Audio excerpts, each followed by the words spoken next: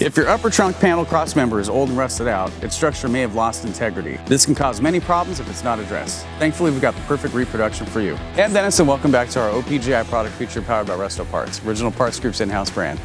Today we're going to be looking at our 1970 to 72 Chevelle front upper trunk panel crossmember. These are installed in the factory location above the rear axle. The crossmembers are manufactured from 20 gauge steel stamped plate for added stiffness and rigidity. At the end of production, every crossmember is properly coated with electrodeposit primer. This is also known as EDP coating for short. The EDP coatings protect your part from harmful rust so that you'll be happy to know your part will be ready to prep and paint when you are. Thanks for watching, and don't forget to subscribe for more product features and updates. For more information on these and other great products, please visit us at opgi.com.